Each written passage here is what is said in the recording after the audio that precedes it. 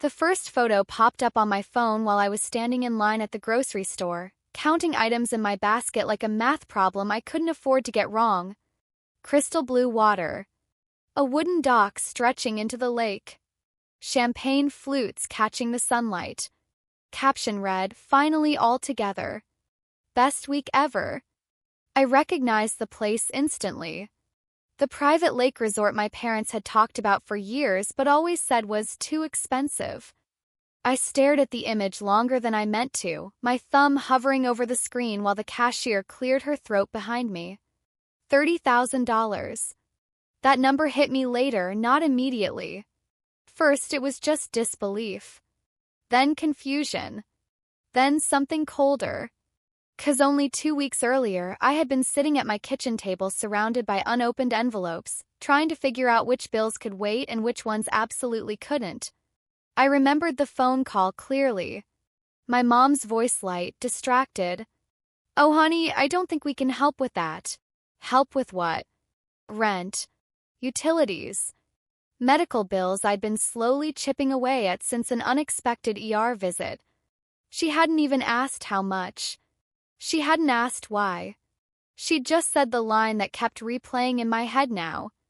"That's not our problem anymore." I paid for my groceries with a debit card I watched carefully, waiting for the approval message like a held breath. It went through. Barely. I walked out into the parking lot and sat in my car without starting it, scrolling through more photos as they appeared. A rented boat. Matching towels. My parents laughing, sunglasses on, looking relaxed in a way I hadn't seen in years. My siblings tagged in every post. Someone had even commented, "Living the dream." I laughed once, quietly, the sound sharp and humorless. 'Cause my dream at that moment was far less cinematic. My dream was catching up. Staying afloat. Not choosing between groceries and gas. I remembered how that conversation had gone. How carefully I'd explained my situation. No dramatics. No guilt trips. Just facts. I had fallen behind after missing work due to illness. I was back on my feet now, but the bills had stacked faster than I could knock them down. I wasn't asking for a handout. I was asking for help bridging the gap.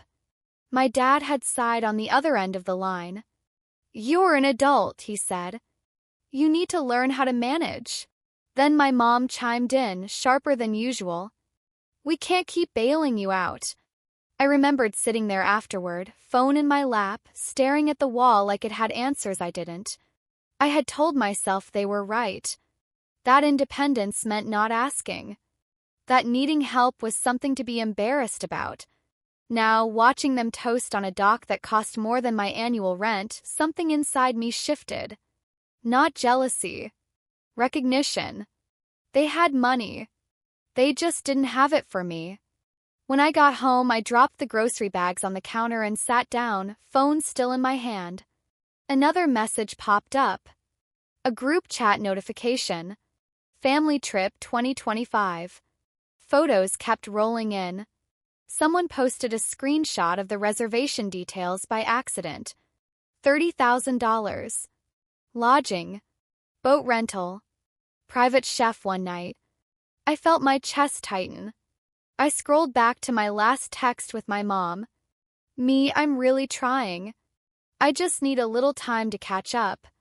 Her reply stared back at me, cold and final.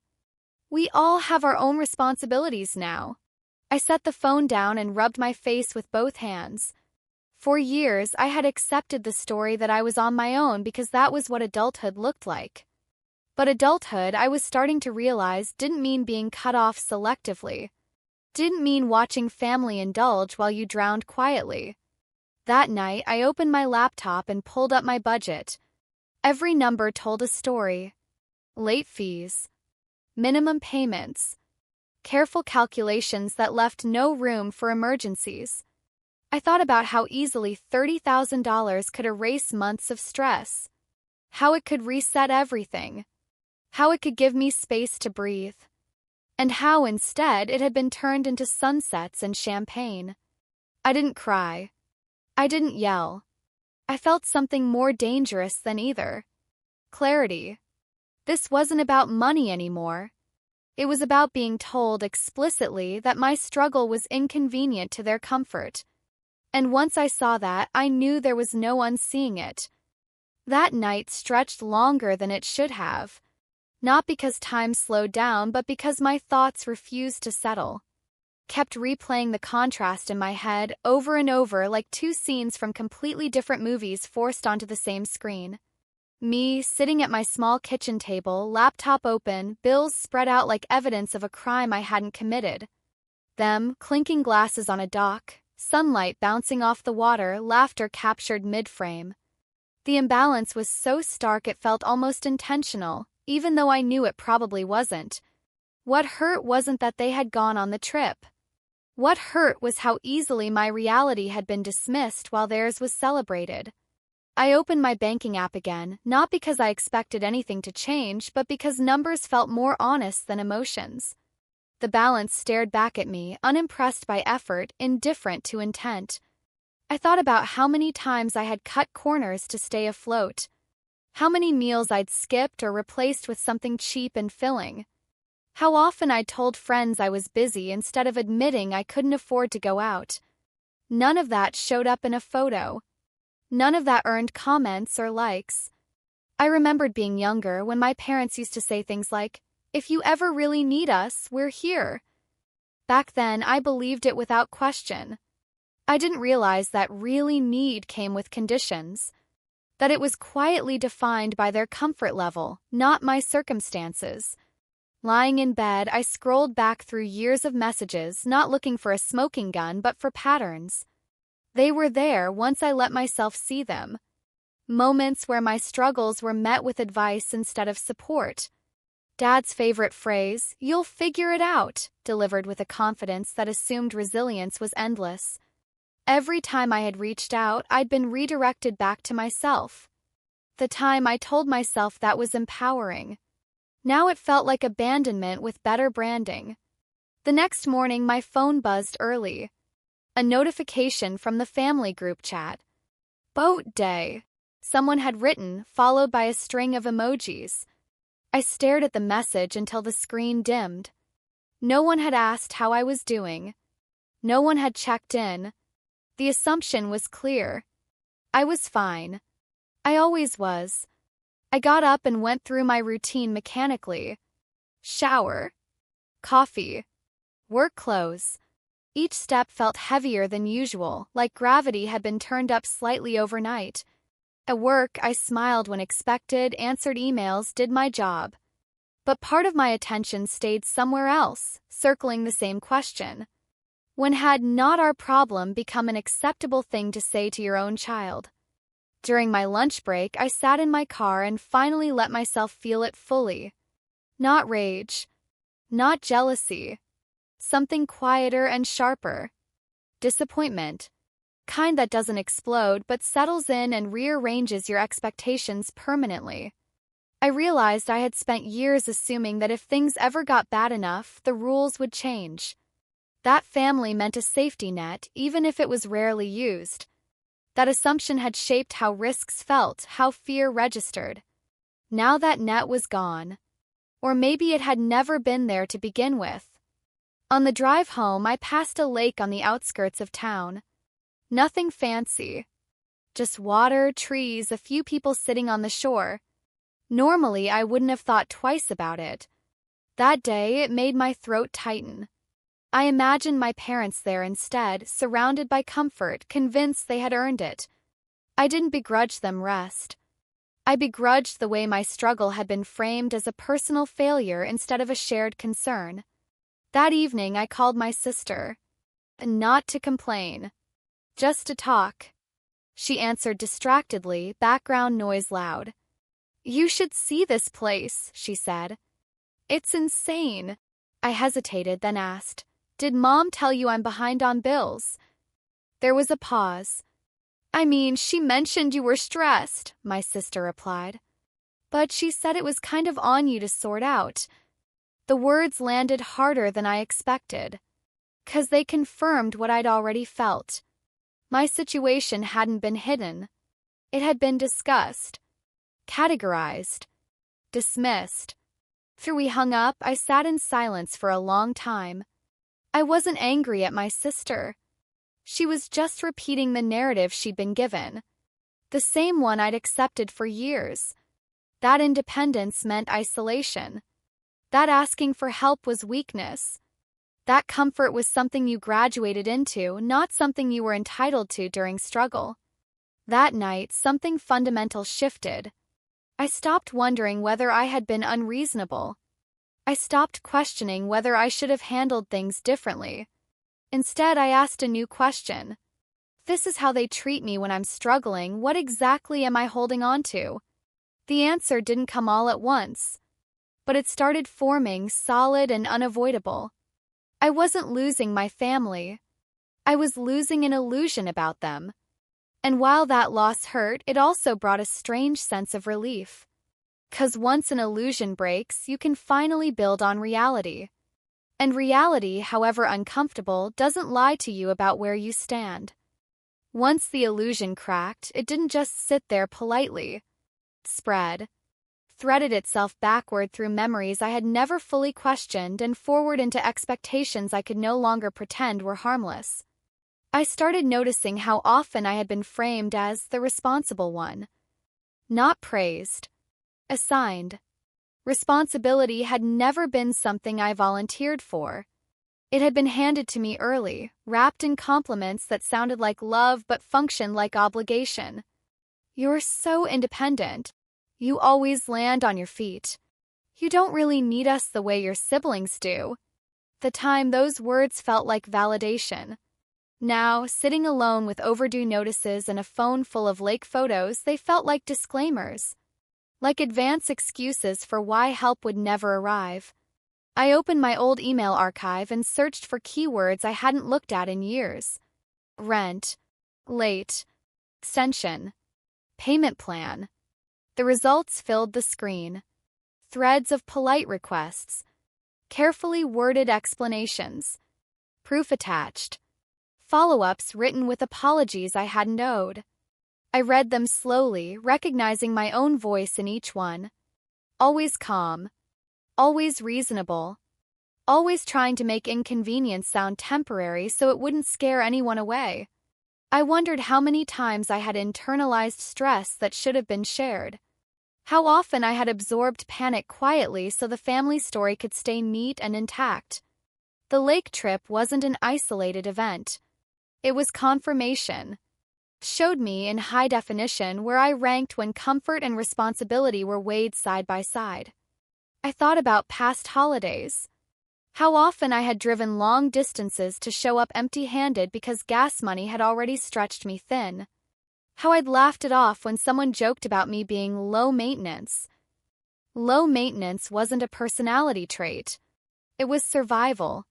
The next few days blurred together in a cycle of work, budgeting, and emotional recalibration. I paid what I could, deferred what I had to. I learned which companies were willing to negotiate and which weren't. Each call stripped away a little more of my pride, but it also hardened something in me. I was handling this alone. Again. One afternoon, my mom finally texted directly outside the group chat. How are things going? No apology. No acknowledgement. Just a temperature check. I stared at the message for a long time before responding. Hard, I wrote, but manageable. The reply came quickly. That's good. You'll come out stronger. Stronger. I almost laughed. As if strength was the prize I was aiming for. As if exhaustion and resilience were interchangeable. I didn't reply again. Not because I was punishing her. Because I realized she was more comfortable cheering from a distance than stepping in. And that knowledge changed how much access she had to me. I started pulling back in ways that were subtle but intentional. I stopped sharing numbers. Stopped updating them on every minor setback. Stopped framing my life as a work in progress that needed approval. I noticed something interesting happen as I did.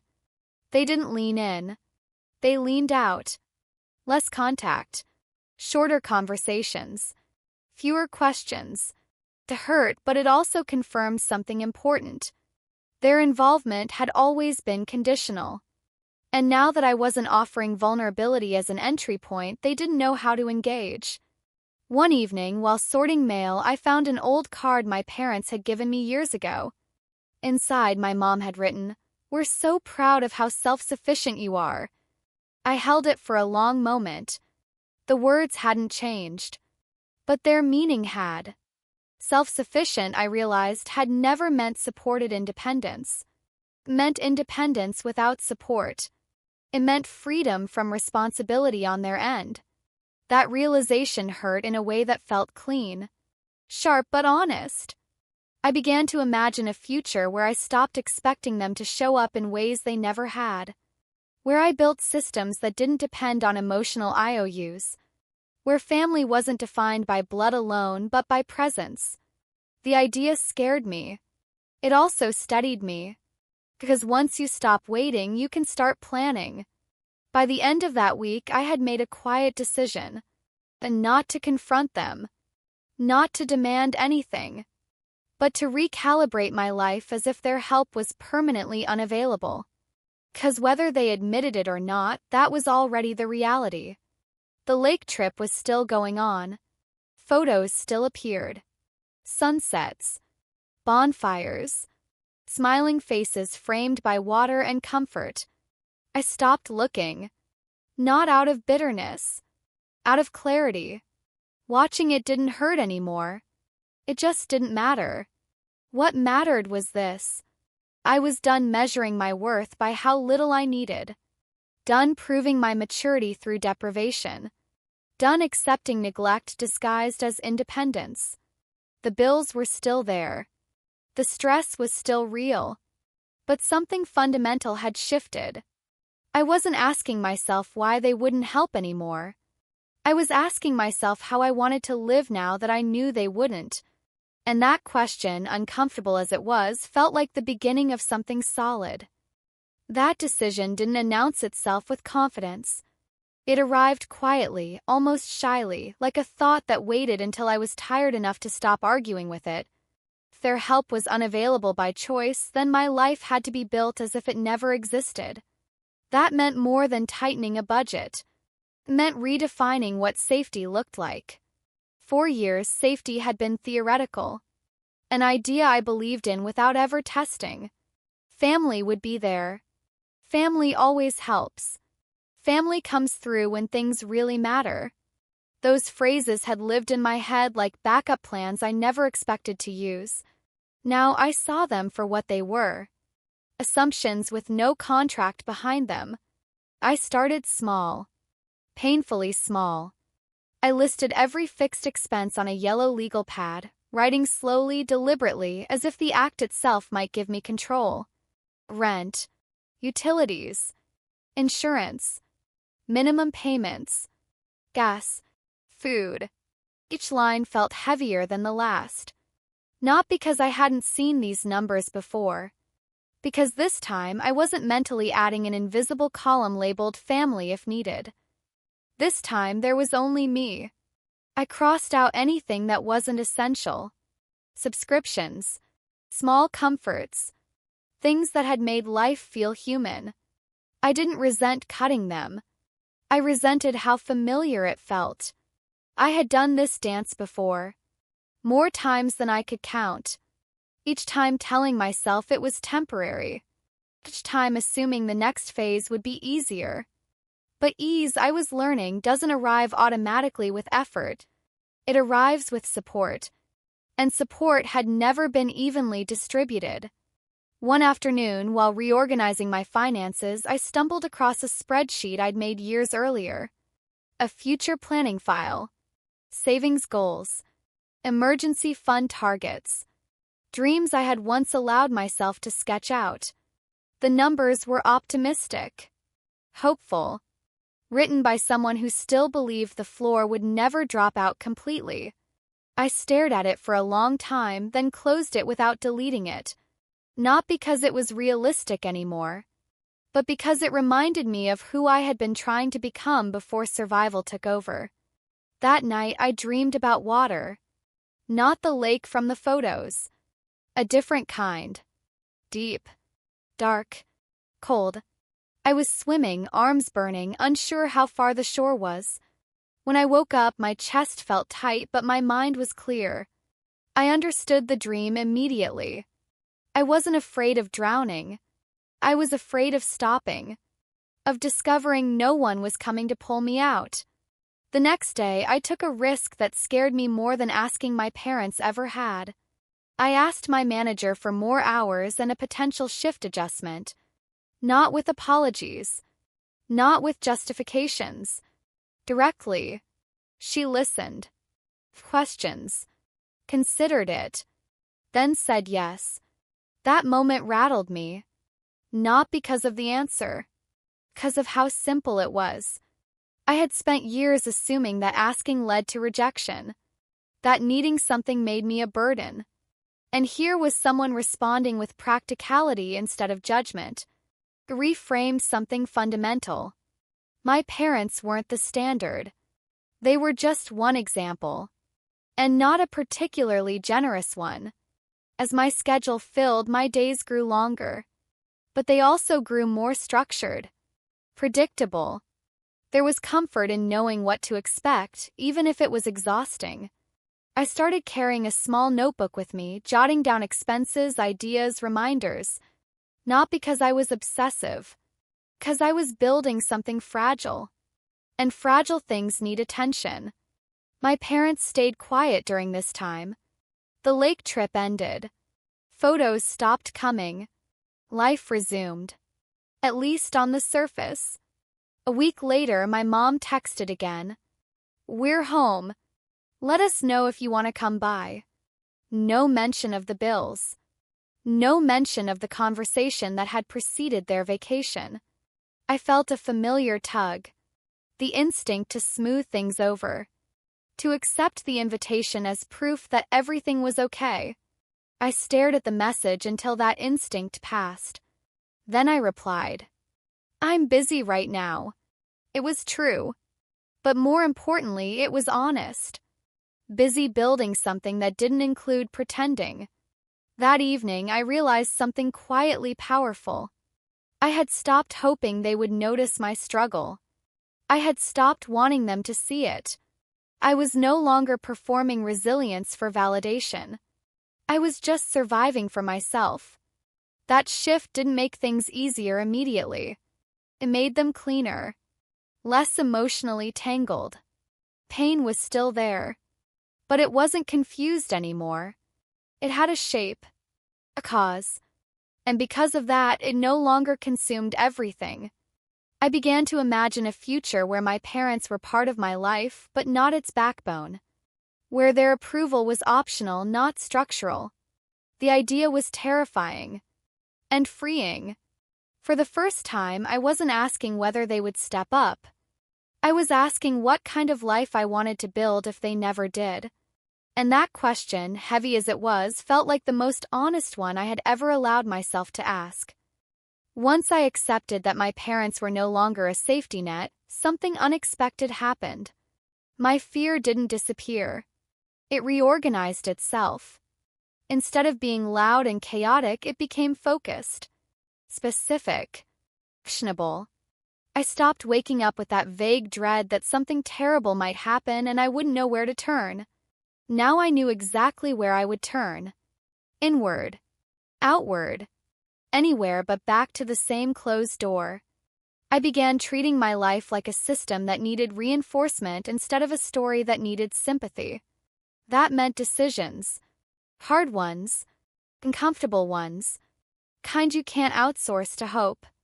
I renegotiated my internet bill. Canceled my gym membership and replaced it with long walks after work.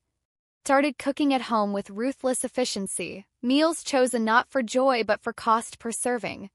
It wasn't glamorous, but it was honest. Every dollar accounted for felt like reclaiming a tiny piece of agency I hadn't realized I'd surrendered.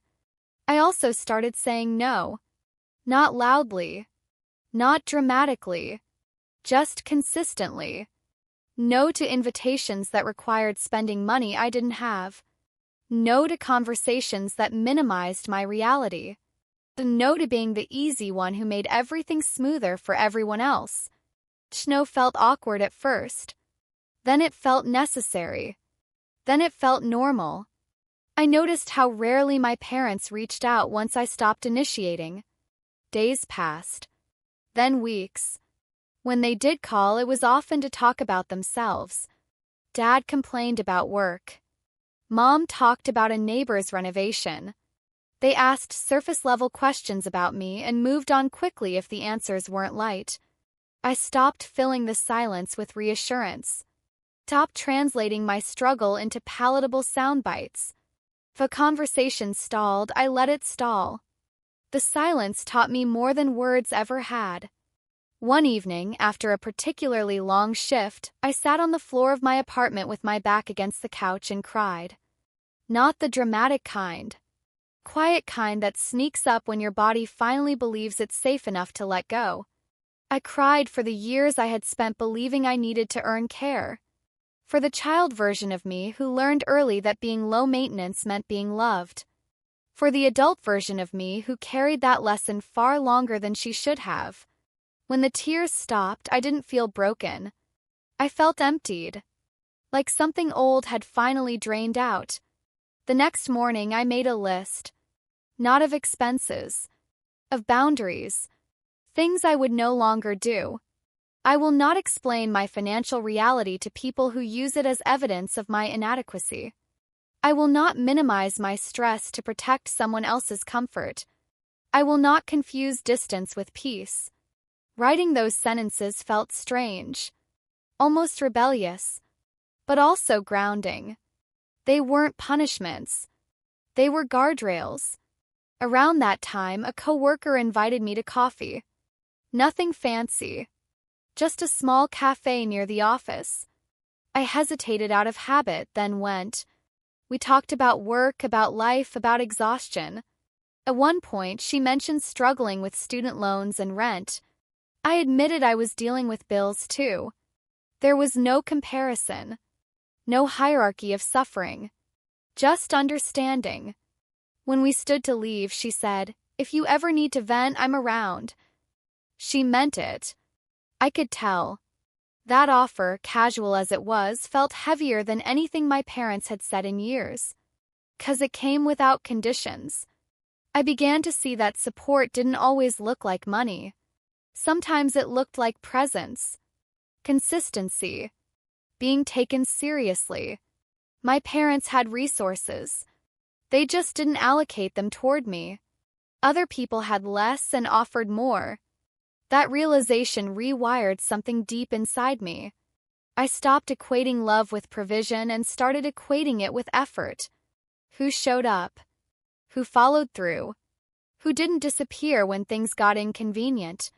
A month after the lake trip, my mom finally brought it up. Casually. As if it were a neutral event. "We had such a relaxing time," she said over the phone. "We really needed it." I waited. She didn't say anything else. Didn't ask how I was doing. Didn't acknowledge the timing. I felt a familiar urge to insert myself into the conversation. To remind her of my situation. To make my struggle visible again. I didn't. Instead, I said, "I'm glad you enjoyed it." And meant it. But something else followed. Silence. She filled it with small talk. I let it pass. After we hung up, I realized I hadn't felt the usual sting. No anger. No disappointment. Just clarity. They weren't cruel. They were consistent. And consistency, even when painful, is easier to navigate than false hope. I began planning longer-term moves. Not big leaps. Strategic ones. Skill development. Side work. Ways to make myself less vulnerable to one missed paycheck. I stopped telling myself I was behind. Behind compared to whom? Behind by what measure? I was surviving in a system that rewarded some people with cushions and handed others cliffs. The fact that I was still standing mattered. One night, as I balanced my checkbook, I caught myself smiling. Not because things were easy, because they were mine. My choices. My consequences. My progress. I wasn't waiting anymore. Not for approval. Not for rescue. Not for a version of family that existed only in theory. I was building something slower, quieter, more durable. And for the first time since those lake photos had flooded my screen, I felt steady. Not hopeful in a naive way. Hopeful in a grounded way. Kind that comes from knowing that even if no one steps in, you won't collapse. That you've already learned how to stand on ground that doesn't disappear beneath you. By the time I reached this point, I realized something uncomfortable. I wasn't just rebuilding my finances. I was dismantling an identity I had carried for most of my life. The identity of the easy child. The one who didn't ask. The one who adapted. The one who made things work quietly so no one else had to feel inconvenienced. That identity had kept me safe once. Or at least it had kept me included. But now it was costing me more than it gave. I started noticing how deeply it was embedded in the way I moved through the world. How often I apologized before speaking. How instinctively I minimized my needs. How quickly I offered solutions instead of admitting I was overwhelmed. Those habits hadn't come from nowhere. They had been trained into me over years of subtle reinforcement. Praise when I needed less. Distance when I asked for more. It was conditioning disguised as encouragement. Once I saw it, I couldn't unsee it. At work, I began experimenting with something radical. I stated facts without cushioning them. I can't take that on right now. That deadline isn't realistic. I'll need support if this is a priority. Sentence felt dangerous leaving my mouth. Like I was violating some unspoken rule. But the world didn't end. No one punished me. In fact, people listened, adjusted, respected the boundary. The realization was both empowering and infuriating. I had spent years bracing for consequences that never actually existed outside my family system. My parents' reactions were not universal truths. They were just patterns I had mistaken for reality. One evening, while reorganizing a closet, I found an old box of childhood things. Report cards, certificates, photos. I sat on the floor and went through them slowly. Straight A's. Teacher comments praising responsibility and maturity. Awards for leadership and reliability. There it was again. The pattern. I had been rewarded for being dependable long before I understood what that meant. No one ever wrote, "Emma needs help." They wrote, "Emma will handle it." I wondered how different my life might have been if someone had intervened earlier. Someone had noticed that competence can be a mask. That being capable doesn't mean being okay. I didn't linger in that thought for long. Not because it wasn't painful. Because it wasn't useful. Regret doesn't build futures. Clarity does. Around this time, my dad called unexpectedly. Not a text. Call. That alone made my stomach tighten. We exchanged pleasantries. Weather. Traffic. Then he said it. "You've been a little distant lately." Not a question. An observation. I took a breath. "I've been busy," I said. "True. But you always make time when it matters," he replied. There it was. The expectation. That I would bend. That I would adjust. That I would fill the gap. This time, I didn't rush to reassure him.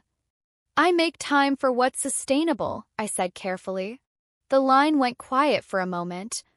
"I don't mean anything by it," he said finally. "I know," I replied. And I did. That was the problem. They rarely meant harm. They just didn't mean help either. After we hung up, my hands were shaking slightly. Not from fear. From the adrenaline of doing something new. Of not defaulting to the old script. I realized then that distance wasn't something that happened all at once. It was built moment by moment. Every time I chose not to explain myself. Every time I chose not to chase reassurance. Every time I let discomfort exist without rushing to fix it. The space between us grew. Not dramatically. Naturally. Like a river changing course when the ground shifts beneath it. Financially, things were still tight. Some weeks were harder than others. But I noticed something important. Even on the hardest days, I felt less panicked than before.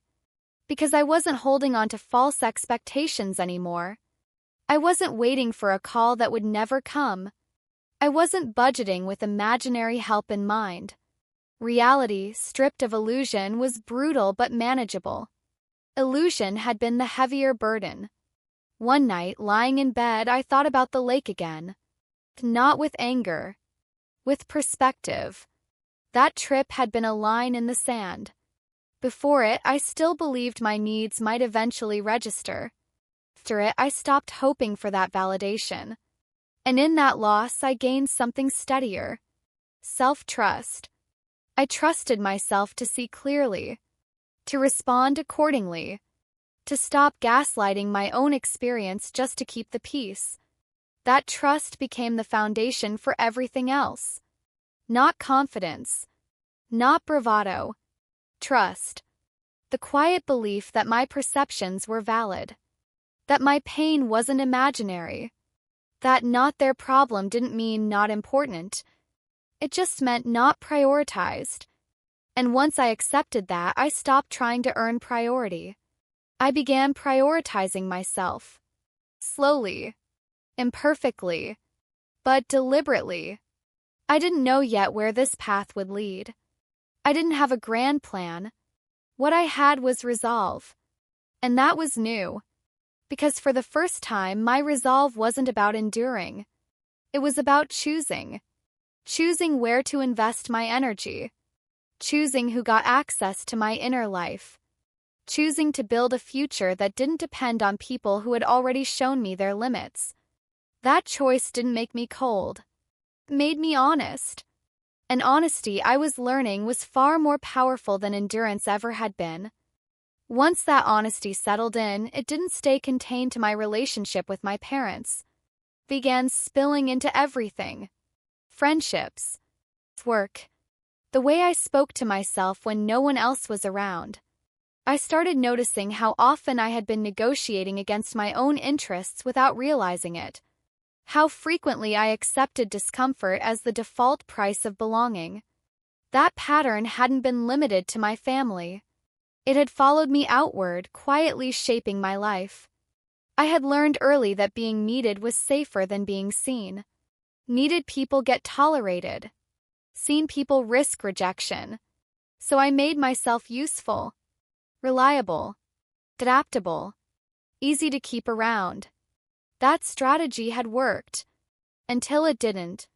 Until I realized usefulness without care turns into invisibility. I thought about the lake trip again, but this time not as an emotional wound. As data. Clear, undeniable data. They had $30,000 for comfort, rest, bonding, and luxury. They had $0 for my crisis. Not because they couldn't. Because they wouldn't. That distinction mattered. It removed any lingering confusion. This wasn't about scarcity. It was about choice. And choice reflects values more accurately than words ever do. I began replaying moments from childhood with new clarity. Times I'd been sick and told to sleep it off. Moments when I'd come home overwhelmed and been told to calm down because others had it worse. Achievements acknowledged quickly, then set aside so attention could move elsewhere. I wasn't imagining the imbalance. I had simply normalized it. And normalization is powerful. Can make neglect feel ordinary. Expected. Earned. I stopped normalizing it. That didn't mean I became angry overnight. It meant I became precise. I started measuring relationships by reciprocity instead of history. By presence instead of promises. by actions instead of explanations. And suddenly a lot of things became very clear. Some people stepped closer when I stopped overfunctioning. Others drifted away when I stopped carrying the emotional weight for everyone. Both reactions told me exactly what I needed to know. At work, I noticed a shift too. Once I stopped volunteering for everything, people adjusted. Tasks got distributed more evenly. Expectations recalibrated. The world didn't collapse without my constant self-sacrifice. That realization was both validating and painful, 'cause it meant I had been burning myself out unnecessarily for years. Not because I was required to, 'cause I was conditioned to. One evening, after another long day, I sat alone in my apartment and felt something unfamiliar. Grief. Not the sharp kind. The slow, heavy kind that arrives when you finally understand what you didn't get. I grieved the version of family I had hoped for. The version where care was mutual. Where emergencies were shared. Where love didn't require me to disappear to make room for it. That grief didn't weaken me. Grounded me. 'Cause grief means you've stopped lying to yourself about what you lost. I allowed it space. I didn't rush past it. I didn't tell myself to be grateful instead. I let it exist. And in doing so, I noticed something surprising. The grief didn't grow. It softened. Settled. Stopped demanding attention once it was acknowledged. Around that time, my parents invited me to dinner. Casual text. "Wanna come over this weekend?" No mention of the lake. No mention of the bills. No mention of the distance. Just an assumption of access. I stared at the message longer than necessary. Not because I didn't know the answer. 'Cause I was noticing how my body reacted. Tight chest. Shallow breath. That familiar sense of preparing for impact. I replied, "I'm not up for it right now." No explanation. No apology. The response came hours later. "Oh, okay." That was it. No follow-up. No curiosity. The silence said everything. They weren't confused. They weren't concerned. They were inconvenienced.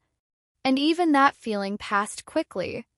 Because I wasn't required to justify my absence anymore. I began spending more time with people who didn't make me feel like an accessory. Friends who asked questions and waited for the answers.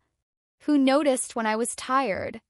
Who didn't treat my independence as proof that I didn't need care. Those relationships felt different. Unfamiliar at first. Almost suspicious. But slowly they began to feel real. I realized that family doesn't have to be loud or dramatic to be meaningful. Sometimes it's quiet. Consistent. Present without performance. That contrast sharpened everything. It made it impossible to go back to pretending my parents' behavior was neutral. It wasn't. It had impact. It had shaped me. But it didn't have to define my future. I thought again about the phrase they'd used. Not our problem. First, it had felt dismissive. Cruel. Now it felt clarifying. Because if my survival wasn't their problem, then their expectations were no longer mine. Their comfort was no longer my responsibility. Their disappointment was no longer my burden to manage. That realization was liberating in a way I hadn't expected. I stopped performing emotional labor to keep relationships smooth.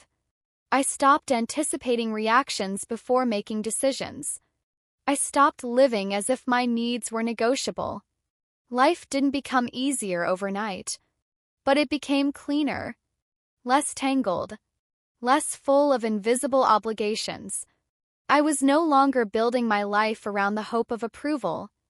I was building it around sustainability. And that shift mattered. 'Cause sustainability doesn't ask how much you can endure. It asks how long you can live this way without breaking. For the first time, I wasn't answering that question with sacrifice. I was answering it with boundaries. With self-respect. with the quiet understanding that if someone can watch you struggle and call it not their problem, then you are allowed to stop making their comfort yours. That understanding settled deep. Not as anger, as alignment. And alignment, I was learning, is stronger than resentment ever could be. Once alignment took root, it didn't stay theoretical. Demanded proof. Not outwardly. Internally. Alignment asks uncomfortable questions and refuses vague answers. It asks what you are willing to tolerate, what you are willing to lose, and what you are finally willing to protect. I began to notice how often my past decisions had been shaped by anticipation. Anticipation of disappointment, anticipation of judgment, anticipation of being seen as difficult. So many choices I thought were practical were actually defensive. I had chosen stability over fulfillment because instability felt like failure. I had chosen proximity over honesty because distance felt like abandonment. But now, with the illusion gone, anticipation lost its power. I wasn't bracing anymore. I was evaluating. That changed everything. I revisited old goals with a different lens. Not asking whether they were realistic in the abstract, but whether they were sustainable for me. Where did I want to live? How much space did I actually need? What kind of work drained me versus what replenished me? These weren't dreams. They were logistics. And logistics are solvable. I started tracking my energy the same way I tracked my spending. Which interactions left me exhausted? Which ones left me steady? Which ones made me second-guess myself hours later? Patterns emerged quickly. My parents' calls were short but lingering. They ended, but their weight stayed. Conversations with certain friends ended and released me. That contrast was undeniable. One Saturday afternoon, I found myself cleaning not because the place was dirty, but because I needed order. Physical order has a way of calming mental noise. As I sorted through drawers, I found an envelope I hadn't opened. Old paperwork. Inside was a loan agreement from years earlier when my parents had helped me cover a small emergency. I remembered the relief I'd felt then. I also remembered the subtle shift afterward.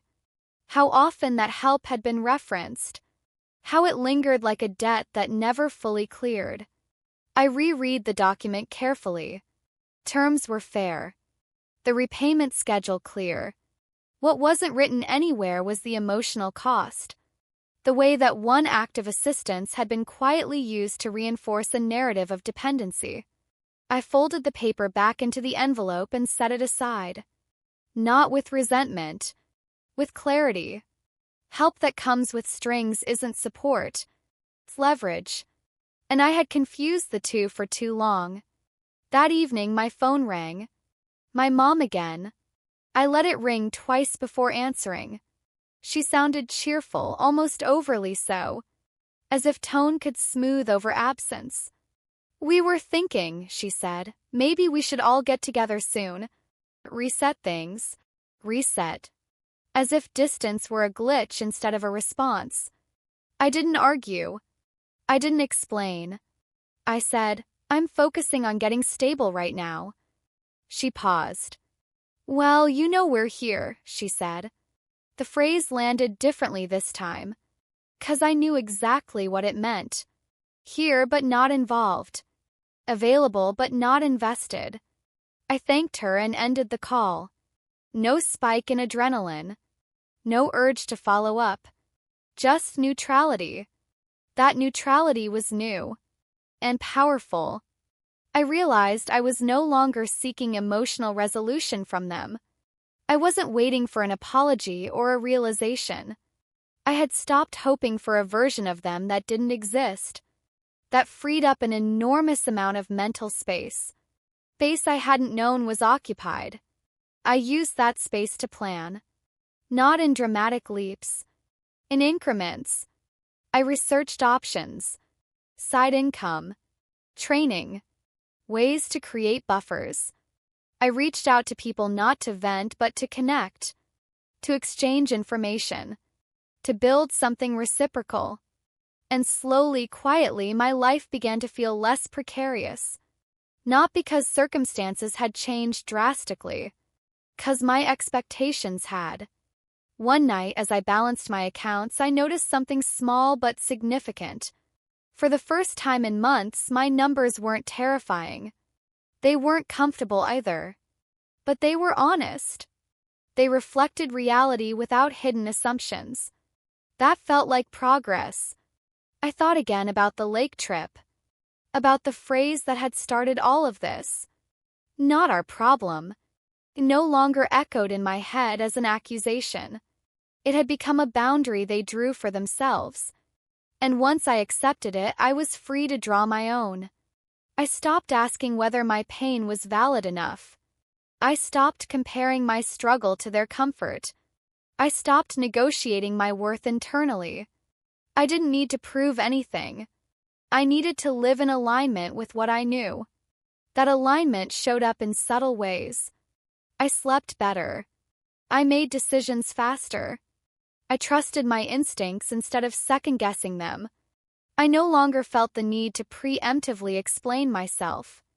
And when guilt surfaced, as it sometimes did, I examined it instead of obeying it. Whose voice is this? What is it protecting? What happens if I don't comply? Usually the answer was nothing catastrophic. Just discomfort. And discomfort, I was learning, is survivable. By the end of that week, something had settled into place. Not peace. Something sturdier. Acceptance. Acceptance of who my parents were. Acceptance of what they would not give. Acceptance of the fact that my life would be built without their net. And in that acceptance, I felt stronger than I ever had when I was still hoping. 'Cause hope without evidence had kept me small. Acceptance gave me ground. Ground I could stand on. Ground I could build on. And as I looked ahead, for the first time since those lake photos had appeared, the future didn't feel like a threat. It felt like a responsibility I was finally ready to claim. Once I accepted that the ground beneath me was solid enough to stand on alone, a deeper reckoning began. Not with my parents. With myself. 'Cause when external illusions fall away, you're left facing the internal bargains you've been making quietly for years. I started asking questions I had always avoided. Not dramatic questions. Uncomfortable ones. Why had I kept tolerating emotional scarcity as if it were neutral? Why had I mistaken endurance for maturity? Why had I equated self-denial with virtue? Those beliefs hadn't come from nowhere. They had been reinforced by repetition, by subtle rewards, by the relief of not being a problem. I realized I had built my sense of worth around being manageable, easy to deal with, low cost, emotionally efficient. That realization made my stomach turn. 'Cause worth was never supposed to be transactional. I thought back to moments when I had almost spoken up. Times when the words were right there, hovering just behind my teeth. And I swallowed them. Not because I didn't know what to say. 'Cause I knew exactly how it would land. Dismissed. Minimized. Redirected. I had learned to anticipate the outcome so well that I preemptively silenced myself. That skill had protected me once.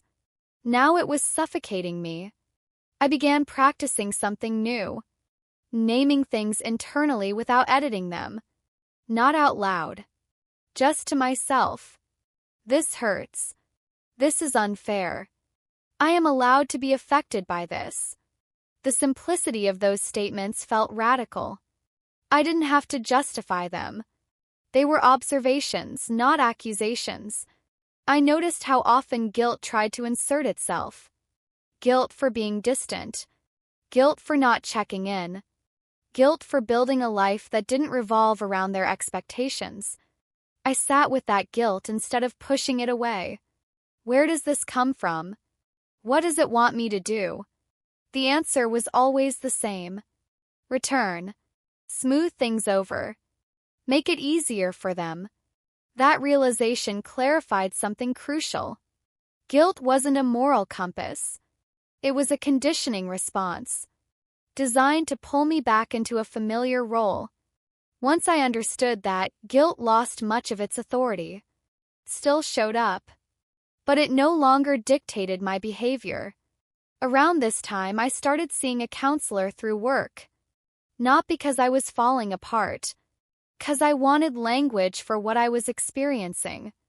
During one session, she said something that stopped me cold. "Sometimes people aren't rejecting you," she said. "They're just protecting a system that works for them."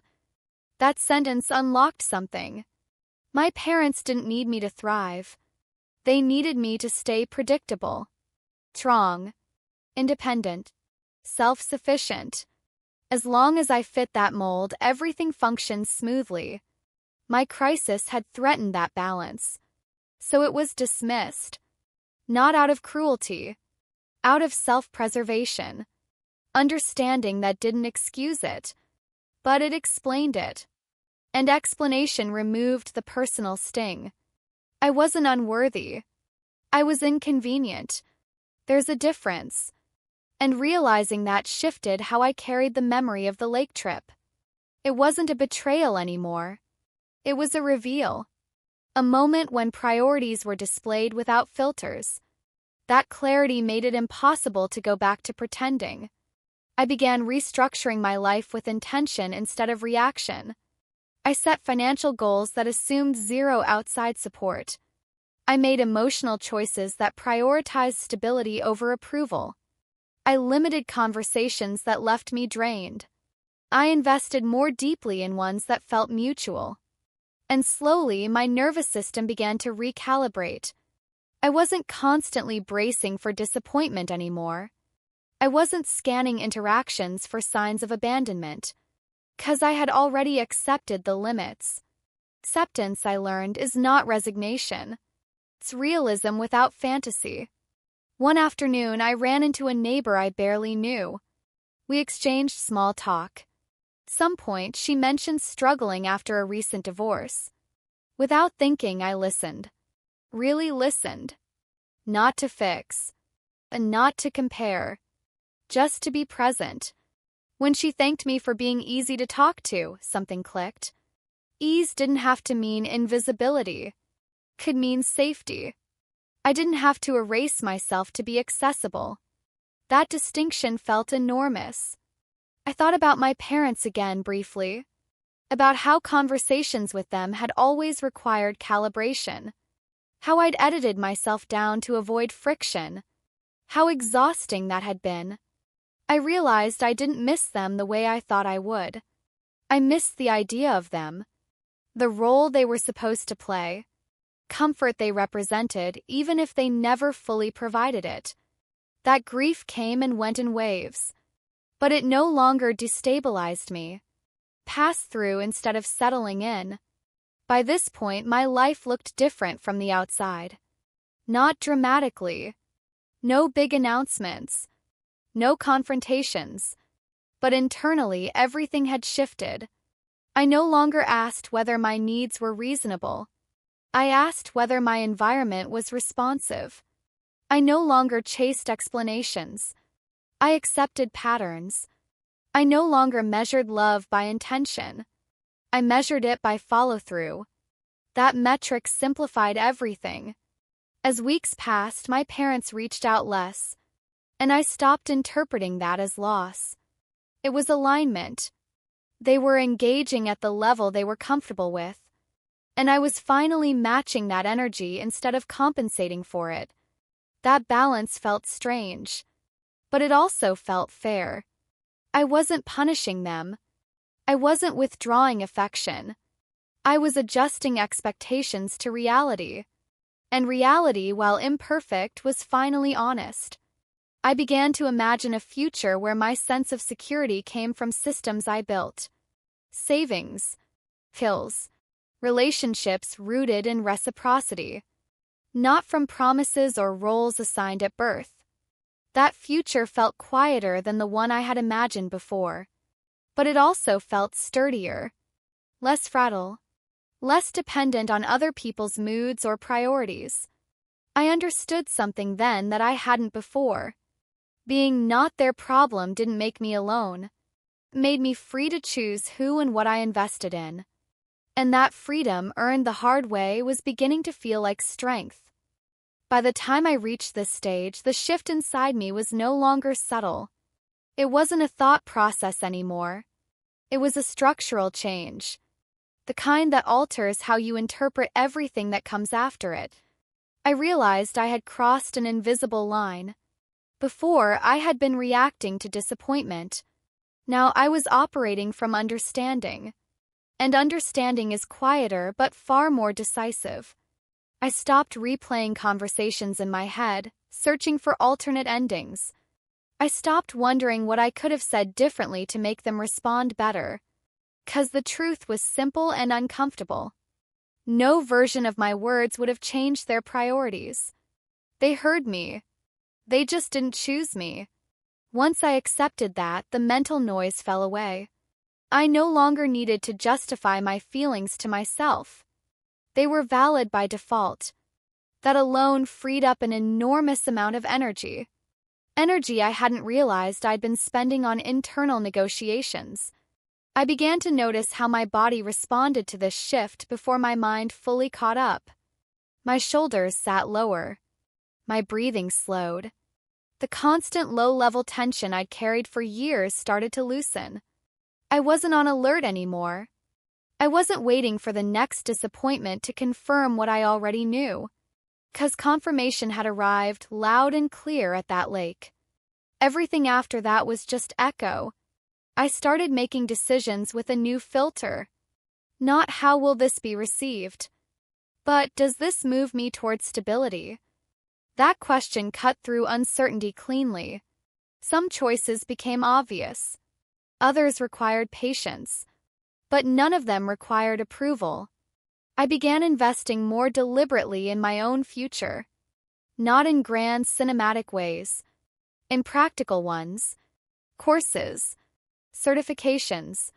Extra hours spent building skills that increased my leverage. Each small step reinforced a belief that had been shaky before.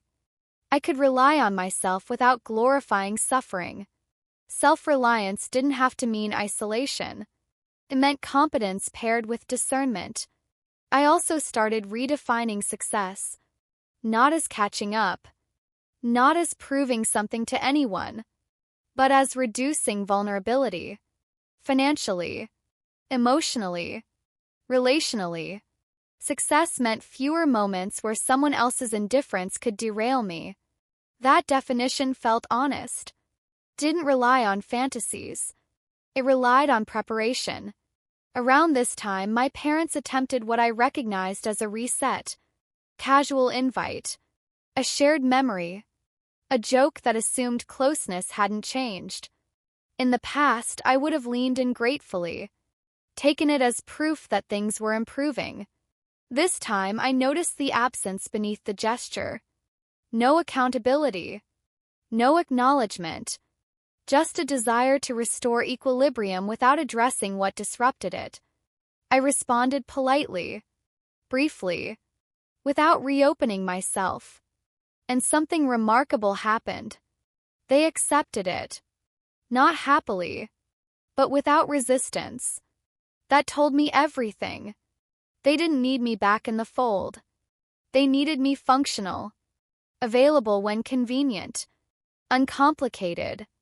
And now that I was no longer volunteering that version of myself, they adjusted accordingly. The relationship didn't explode. It recalibrated.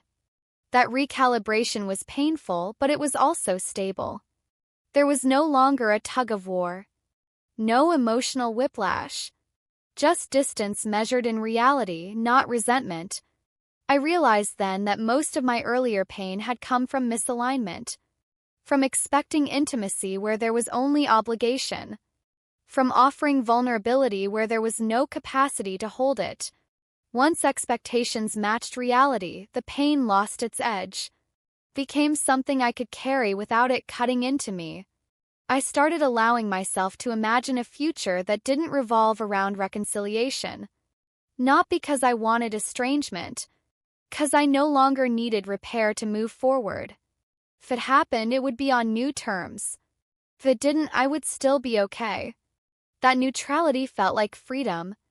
I thought often about how many years I had equated loyalty with endurance. How often I had stayed quiet to preserve peace that only existed on the surface. I understood now that peace without truth is just silence wearing a polite mask. And I had worn that mask for too long. The lake trip had been the moment it cracked. But this was the moment it fell away completely. I no longer framed my story as one of deprivation. I framed it as one of clarity. They didn't fail me because they were malicious. They failed me because they were limited. And I no longer needed to live inside those limits. I had options. I had agency. I had perspective. I also had grief. That didn't disappear. It softened, but it remained. Grief for what could have been. For the version of family I had hoped for. But grief no longer dictated my decisions. It walked alongside me instead of steering. I began building traditions that didn't involve them. Small rituals, quiet milestones, moments of acknowledgement that belonged to me alone. They didn't need to be witnessed to be real. That realization felt deeply adult. Not hardened. Grounded. I had spent so long trying to be easy that I'd forgotten how to be whole. Now wholeness meant accepting complexity. Love mixed with disappointment. Connection mixed with distance. Hope tempered by evidence. That complexity didn't weaken me. It made me resilient in a way endurance never had. By the end of this phase, one truth stood out above all others. I wasn't rebuilding after being abandoned. I was rebuilding after seeing clearly. And clarity once gained cannot be undone. What surprised me most at this stage wasn't the distance itself. It was how much quieter my mind had become once I stopped fighting reality. For years, my thoughts had been crowded with arguments that never happened, explanations no one asked for, and justifications I rehearsed in case I was ever put on trial for needing help. That noise had felt normal. Necessary, even. Without it, there was an unfamiliar stillness. And in that stillness, uncomfortable truths had space to surface. I realized how deeply I had internalized the belief that my needs were optional. Not unimportant. Optional. Something that could be postponed indefinitely as long as everyone else was comfortable. That belief had shaped my relationships, my career choices, even the way I treated my own body. I ignored exhaustion. I minimized pain. I pushed through warning signs because stopping felt like weakness. And now, looking back, I could see the cost clearly. Not just in money. In years. In energy. In self-trust. There were nights when the weight of that realization settled heavily on my chest.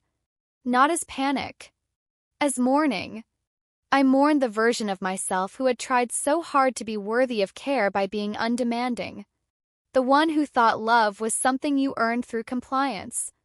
The one who mistook endurance for strength because it was the only form of strength that had ever been rewarded. That grief came in waves. Sometimes quietly like a dull ache. Other times sharply, triggered by something small. Commercials showing parents helping their adult child move. A coworker casually mentioning a family loan. A friend talking about going home when things got overwhelming. Each moment reminded me of what I hadn't had. And instead of pushing that pain away, I let it exist. Not because I enjoyed it. 'Cause denying it had kept me stuck for too long. One evening, I sat at my kitchen table with nothing but a notebook and a pen. No budget. No to-do list. Just a blank page. I wrote one sentence at the top. What do I actually want my life to feel like? Not look like. Not prove. Feel like. The answer didn't come immediately. I sat there for a long time, pen hovering, mind resisting. 'Cause that question didn't come with rules. Eventually, words started forming. Steady. Safe. Unrushed. Honest. Ported but not controlled. independent but not alone. Seeing those words written out made something tighten in my throat, 'cause I realized how rarely my life had felt that way, and how much of that absence had been normalized. I thought about my parents again, but this time without anger or expectation. Just observation. They had built a life that worked for them. Comfortable. Predictable. They had resources, routines, and a clear sense of what mattered. And what mattered most was preserving their equilibrium. Anything that threatened that balance was gently, firmly pushed away, including my crisis. Understanding that didn't absolve them, but it explained the consistency. They weren't suddenly cruel. They were being exactly who they had always been. I was the one who had finally stopped adapting around it. That realization carried an unexpected sense of power. If they weren't changing, then my task wasn't to fix them. It was to stop contorting myself to fit into a space that couldn't hold me. That shift changed how I approached everything.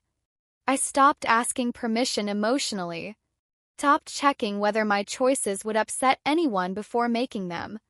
I began making decisions based on alignment instead of approval.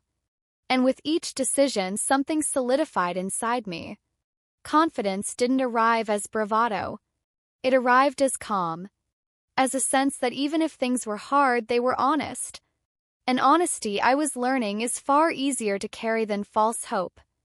I also began to see my parents' silence differently. It wasn't abandonment. It was disengagement. And disengagement, while painful, is predictable. Predictability allowed me to plan without emotional whiplash. I no longer waited for calls that might never come. I no longer interpreted absence as a test of my worth. It was simply information. Information I could use. Around this time, I noticed something else shifting. My sense of identity was no longer anchored in being the strong one. Strength had meant suppressing needs. Now, strength meant acknowledging them without shame. That reframing was slow, clumsy at times, but necessary. I began saying things like, "I can't do that right now," or "That's not something I can take on." And each time, the world didn't collapse. People adjusted. Some stepped back. Others stepped closer. Both outcomes clarified my landscape. I thought often about how different my life might have been if I'd learned this earlier. But that thought no longer trapped me. Passed through like weather. Regret had lost its grip. What mattered was forward motion. Not dramatic leaps. Intentional steps. By now, my financial situation was stabilizing slowly. Not comfortable, but less volatile. I had buffers where there had been none. Systems instead of assumptions. That stability extended beyond money. Touched my sense of self. I trusted my judgment more. I second-guessed myself less. And when doubt crept in, I examined it instead of obeying it. Whose voice is this? What is it protecting? Does this fear belong to the present or the past? Most of the time, it belonged to the past. To a version of me who needed to stay small to stay safe. That version deserved compassion, not control. As this phase drew to a close, one truth became undeniable. I wasn't waiting to be chosen anymore. Not by my parents. Not by anyone. I was choosing myself. Not out of spite. Not out of pride. Out of necessity. 'Cause no one else was going to build the life I needed to live. And that responsibility, heavy as it was, no longer scared me. Grounded me. I had stopped asking for permission to exist fully. And in doing so, I had stepped into a version of adulthood that wasn't defined by endurance but by self-respect. By the time I reached the end of this chapter, I finally understood something I had been circling for years without naming. The pain hadn't come from being told, "Not our problem." The pain came from how long I had lived as if it secretly was my fault. As if needing help at the wrong time in the wrong way made me irresponsible. As if their comfort had somehow earned priority over my survival. Once that belief dissolved, everything else rearranged itself. Not quickly, not gently, but permanently. I stopped framing my life as a series of near misses that would have worked out if only I had tried harder. I started seeing it as evidence of endurance that had gone unsupported for far too long. That distinction mattered. 'Cause endurance without care is not strength. It is erosion. And I had been eroding quietly for years. I thought back to the version of myself who had called them about the bills, who had explained numbers carefully as if logic might trigger compassion, who had waited for reassurance that never came. I no longer felt embarrassment for her. I felt respect. She had asked. She had been honest. She had done her part. What happened after that was not a reflection of her worth.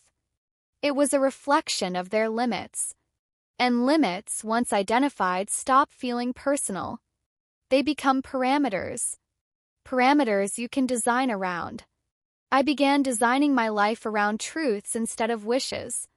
Truth that my parents valued stability over connection. The truth that their generosity had boundaries that did not expand for emergencies. Truth that emotional labor had always flowed in one direction. Accepting those truths didn't make me bitter. It made me precise. Precision replaced hope. And hope, without evidence, had been the most exhausting part of all. I no longer reached out instinctively when things went wrong. I reached inward first, then outward selectively. I built a small, reliable circle of people who didn't require translation. People who didn't need me to soften my reality to make it palatable. People who didn't confuse independence with invulnerability. Those connections weren't dramatic. They were consistent. And consistency rebuilt something in me that disappointment had worn down. My nervous system learned what it felt like not to brace constantly, not to anticipate dismissal, not to perform resilience as a prerequisite for belonging. That change was subtle but profound. I slept differently. I spoke differently. I made decisions without rehearsing explanations for them. And when guilt surfaced, I recognized it as an echo, not a command. My parents remained who they were. They didn't transform.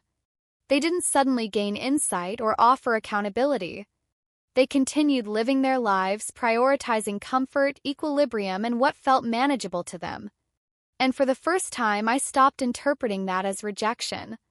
It was simply alignment with their values. Values that no longer dictated mine. We existed in parallel now. Related but not entwined. That distance felt strange at first. Then it felt neutral. Then it felt necessary. I no longer felt the urge to explain my choices to them, or to seek validation that I already knew wouldn't come. I stopped measuring myself against their approval. I measured myself against sustainability, against honesty, against whether my life felt livable, not impressive. That shift changed everything. I paid my bills. Not easily, but reliably. I built buffers. Small ones at first, then larger. Each one was a quiet act of self-trust. I didn't announce my progress. I didn't need witnesses. The stability itself was enough. Occasionally, a pang of sadness still surfaced. Usually when I saw families show up for each other without hesitation. When support looked effortless. When care wasn't calculated. I let that sadness exist without turning it into a story about what I lacked. It wasn't envy. It was grief. And grief, once acknowledged, doesn't have to harden into resentment.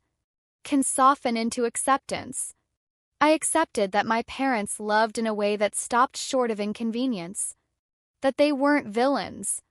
Just limited. And that limitation had consequences I was no longer willing to absorb silently. One evening, months later, I passed a lake again. Different season. Different light.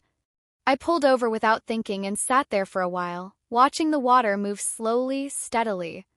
No spectacle. No performance. Just presence. I thought about how that lake had once symbolized rejection and imbalance. Now it symbolized something else. Perspective. Distance had changed the meaning, just like it had changed me. I realized then that I wasn't angry anymore. Not numb. Not detached. Just settled. Settled into the knowledge that I didn't need to be chosen by people who had already shown me their priorities. I could choose myself without drama, without declarations, without cutting anyone off, just by building a life that didn't rely on being minimized. That choice didn't make me cold. It made me grounded. I had learned that family is not defined by proximity or obligation alone. It is defined by response, by who shows up when showing up costs something, by who treats your crisis as shared, not inconvenient. I no longer waited for my parents to become that. I stopped needing them to, 'cause I had become someone who could see clearly, choose deliberately, and build patiently. And that, more than anything, was the victory. They spent $30,000 on a lake trip. They told me my bills were not their problem. And in doing so, they unintentionally gave me something far more valuable than help I couldn't rely on. They gave me clarity. They showed me exactly where I stood. And once I saw that clearly, I stopped standing in the wrong place. I stepped out of expectation, out of negotiation, out of silence, and into a life that didn't require me to disappear to be sustainable. That life isn't perfect, but it's honest. And honesty, I've learned, is the foundation everything else can finally stand on.